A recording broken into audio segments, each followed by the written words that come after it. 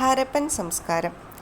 ഹരപ്പൻ സംസ്കാരം അഥവാ സിന്ധു നദീതട സംസ്കാരം ലോകത്തിലെ ഏറ്റവും വലിയ നഗര സംസ്കാരങ്ങളിലൊന്നാണ്. ഏകദേശം 4600 വർഷം മുൻപ് ഇന്നത്തെ ഇന്ത്യ, അഫ്ഗാനിസ്ഥാൻ, പാകിസ്ഥാൻ എന്നീ രാജ്യങ്ങളിൽ വ്യാപിച്ചു കിടന്നിരുന്ന സംസ്കാരമാണിത്. ഹരപ്പൻ സംസ്കാരത്തെ 3 ഘട്ടങ്ങളായി തിരിച്ചിരിക്കുന്നു. 1. ആദ്യകാല ഹരപ്പൻ ഘട്ടം 2600 BCക്ക് മുൻപ്. 2. മെച്ചൊർ ഹരപ്പൻ കാലഘട്ടം 2600നും 1900നും ഇടയ്ക്കുള്ള ഘട്ടം. 3. പിൽക്കാല ഹരപ്പൻ ഘട്ടം അഥവാ 1900 BCക്കു ശേഷമുള്ള കാലഘട്ടം. പ്രധാനപ്പെട്ട ഹരപ്പൻ സൈറ്റുകൾ താഴെ പറയുന്നവയാണ്: ഹരപ്പ, മോഹൻജൊദാരോ, കാലിബംഗൻ, ബനാവലി, രൂപാർ, ലോഥൽ എക്സെട്ര. ഇനി ഹരപ്പൻ സംസ്കാരത്തിലെ പ്രധാന ഉപജീവന മാർഗങ്ങളെപ്പറ്റി നമുക്ക് പഠിക്കാം. വേട്ടയാടൽ, മത്സ്യബന്ധനം, കൃഷി, കന്നുകാലി വളർത്തൽ, ഭക്ഷണം ശേഖരിക്കൽ തുടങ്ങിയവയായിരുന്നു പ്രധാന ഉപജീവന മാർഗങ്ങൾ. വേട്ടയാടലിന് തെളിവായി പുരാവസ്തു ഗവേഷകർക്ക് വന്യമൃഗങ്ങളായ മാൻ, കാട്ടുപന്നി, കാട്ടുപോത്ത് എന്നിവയുടെ എല്ലുകൾ എക്സ്കവേഷനിൽ നിന്നും ലഭിച്ചിട്ടുണ്ട്. കൃഷി ചെയ്തിരുന്നതിന് ലഭിച്ച തെളിവുകളായി പറയുന്നത് കളിമണ്ണിലുണ്ടാക്കിയ കലപ്പയുടെ രൂപം, രാജസ്ഥാനിലെ കാലിബംഗനിൽ കണ്ടെത്തിയ ഉഴുതുമറിച്ച വയൽ, അഫ്ഗാനിസ്ഥാനിലെ ഷൊർത്തുകയിൽ കണ്ടെത്തിയ കാർഷിക കനാൽ എന്നിവയാണ്. കന്നുകാലി വളർത്തലിന് തെളിവായി ആട്, കാള, പോത്ത് തുടങ്ങിയ വളർത്തുമൃഗങ്ങളുടെ എല്ലുകൾ ഗവേഷകർക്ക് ലഭിച്ചിട്ടുണ്ട്. ഇനി ഹരപ്പയിലെ പ്രധാനപ്പെട്ട ഒരു നഗരത്തെപ്പറ്റി പറയാം. മോഹൻജൊദാരോ ഒരു ആസൂത്രിത നഗരം. ഹരപ്പയിലെ വലുതും ഏറ്റവും പ്രധാനപ്പെട്ടതുമായ നഗരമാണ് മോഹൻജൊദാരോ. ഈ നഗരത്തെ 2 ഭാഗങ്ങളായി വേർതിരിച്ചിട്ടുണ്ട്: സിറ്റാഡൽ അഥവാ ഉയർന്ന കോട്ടപ്രദേശം ആൻഡ് ലോവർ ടൗൺ അഥവാ കീഴ്പട്ടണം. സിറ്റാഡൽ അഥവാ ഉയർന്ന കോട്ടപ്രദേശം. സിറ്റാഡൽ ഒരു ഉയർന്ന ഇഷ്ടികക്കെട്ടിൻ്റെ മുകളിലാണ് നിർമ്മിച്ചിട്ടുള്ളത്. ഇതിനെ ഇഷ്ടിക കൊണ്ട് നിർമ്മിച്ച ഒരു ചുറ്റുമതിൽ കൊണ്ട് ചുറ്റിയിരിക്കുന്നു. ഇതിലുള്ള ഒരു പ്രധാന നിർമ്മിതിയാണ് ഗ്രേറ്റ് ബാത്ത് അഥവാ വലിയ കുളിപ്പുര. ദീർഘചതുരാകൃതിയിൽ നിർമ്മിച്ച ഇവയ്ക്ക് ഇരുവശങ്ങളിലും ഇറങ്ങാനുള്ള പടവുകളുണ്ട്.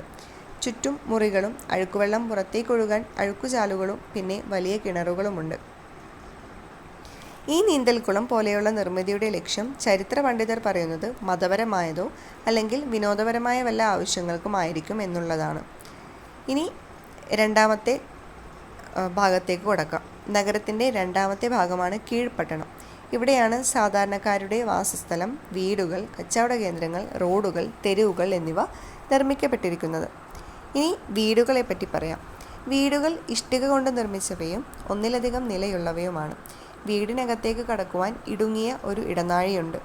അത് ഒരു വലിയ നടുമുറ്റത്തേക്ക് നയിക്കുന്നു. നടുമുറ്റത്തിന് ചുറ്റും താമസിക്കാനുള്ള മുറികളാണ്. ഓരോ മുറിക്കും വേറെ വേറെ കുളിമുറികളും അതിനെല്ലാം അഴുക്കുചാലുകളുമുണ്ട്. ഇവിടെ വീടുകൾക്ക് താഴത്തെ നിലയിൽ ജനലുകളില്ല. മുകൾ നിലയിൽ മുറികൾക്ക് ജനലുകൾ വീടിൻ്റെ പിറകുവശത്തേക്ക് മാത്രമേ തുറക്കാൻ കഴിയൂ. ഓരോ വീടിനും സ്വന്തമായി കിണറും കാണപ്പെടുന്നു. ചുരുക്കത്തിൽ സ്വകാര്യതയ്ക്ക് വലിയ പ്രാധാന്യം കൊടുക്കുന്ന രീതിയിലാണ് വീടുകളുടെ നിർമ്മാണം. ഇവിടുത്തെ റോഡുകൾ ഇഷ്ടിക കൊണ്ട് നിർമ്മിച്ചവയും നേർരേഖയിലുള്ളവയും വലുതുമാണ്. ഇരുവശത്തും അഴുക്കുചാലുണ്ട്. തെരുവുകൾ വലിയതും ഗ്രിഡ് സമ്പ്രദായത്തിൽ ഉണ്ടാക്കിയവയുമാണ്. വീടുകൾ, കച്ചവട കേന്ദ്രങ്ങൾ, ഉൽപ്പാദന കേന്ദ്രങ്ങൾ എന്നിവയെല്ലാം പ്രത്യേക സ്ഥലങ്ങളിൽ ക്രമീകരിച്ചിട്ടുണ്ട്. അഴുക്കുചാൽ സമ്പ്രദായം ഹരപ്പൻ ജനതയുടെ എഞ്ചിനീയറിംഗ് വൈദഗ്ധ്യവും ശുചിത്വത്തെയും വൃത്തിയെയും പറ്റിയുള്ള ബോധ്യത്തെയും മനസ്സിലാക്കി തരുന്നു. അഴുക്കുചാലുകളുടെ ഒരു നെറ്റ്വർക്ക് തന്നെ ഇവിടെ കാണാൻ കഴിയും. അഴുക്കുചാലിന് സ്ലാബുകളും മാൻഹോളുകളുമുണ്ട്.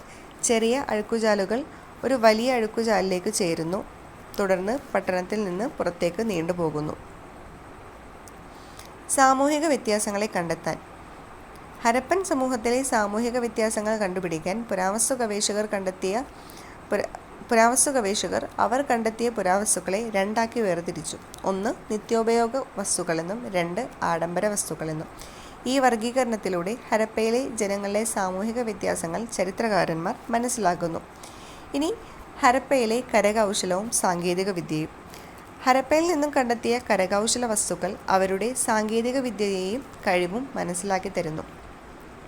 കൺമണിമാലകളുടെ നിർമ്മാണത്തിന് ഹരപ്പൻ നിവാസികൾ പ്രശസ്തരായിരുന്നു. ചിപ്പി, കക്ക തുടങ്ങിയ വസ്തുക്കൾ കൊണ്ട് നിർമ്മിച്ചിരുന്ന 2 സ്ഥലങ്ങളാണ് ബൽകോട്ടും നാഗേശ്വറും. ഇവിടെ നിന്നും ചിപ്പി, കക്ക തുടങ്ങിയവ കൊണ്ട് നിർമ്മിച്ചിരിക്കുന്ന നിരവധി വസ്തുക്കൾ ലഭിച്ചിട്ടുണ്ട്. ഹരപ്പൻ വാസികൾക്ക് ചെമ്പ് രാജസ്ഥാനിൽ നിന്നും സ്വർണം കർണാടകയിൽ നിന്നുമാണ് ലഭിച്ചിരുന്നത്.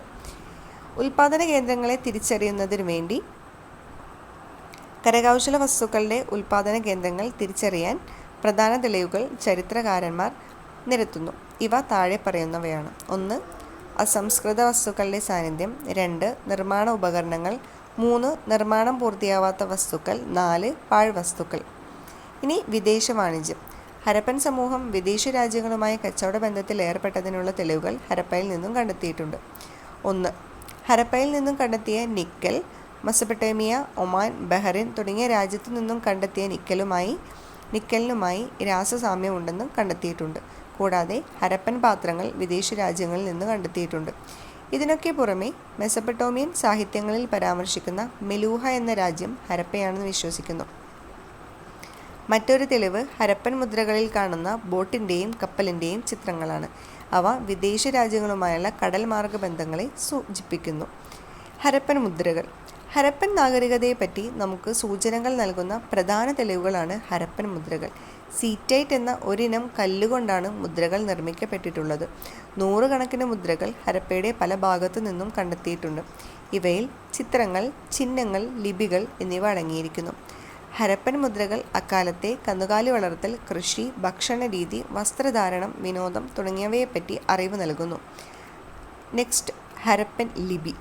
ഹരപ്പൻ ജനതയ്ക്ക് എഴുത്തുവിദ്യ അറിയാമായിരുന്നു എന്നതിൻ്റെ തെളിവുകളാണ് ഹരപ്പൻ ലിപി. ഹരപ്പയിൽ നിന്ന് ലഭിച്ച മുദ്രകളിൽ ഹരപ്പൻ ലിപി നമുക്ക് കാണാം. അവർ ചിത്രലിപിയായിരുന്നു ഉപയോഗിച്ചത്. വലത്തുനിന്നും ഇടത്തോട്ട് എഴുതുന്ന രീതിയിലായിരുന്നു ഹരപ്പൻ ലിപി. ഇത് വായിക്കാൻ ഇന്ന് വരെ പറ്റിയിട്ടില്ല എന്നതാണ് ഇതിൻ്റെ ഏറ്റവും വലിയ പരിമിതി. ശിലാഫലകങ്ങൾ, എല്ലുകൾ, ചെമ്പു തകിടുകൾ എന്നിവയിൽ എഴുതിയ ലിപികൾ കണ്ടെത്തിയിട്ടുണ്ട്. നെക്സ്റ്റ്, തൂക്കങ്ങൾ. ഹരപ്പൻ ജനത ചേർത്തുകൊണ്ട് നിർമ്മിച്ച ക്യൂബ് രൂപത്തിലുള്ള അളവ് തൂക്ക കട്ടികൾ ഉപയോഗിച്ചിരുന്നു. അവയുടെ കനം 2ന്റെ ഗുണിതങ്ങളായിരുന്നു. ഇനി ഹരപ്പയുടെ പതനം. ഹരപ്പൻ സംസ്കാരത്തിൻ്റെ പതനത്തെപ്പറ്റി ഗവേഷകർ പല കാരണങ്ങൾ നിരത്തുന്നുണ്ട്. BC 1900 ശേഷം ഹരപ്പൻ നഗരങ്ങൾ പല കാരണങ്ങളിൽ നശിക്കുകയോ ഉപേക്ഷിക്കപ്പെടുകയോ ചെയ്തിട്ടുണ്ട്.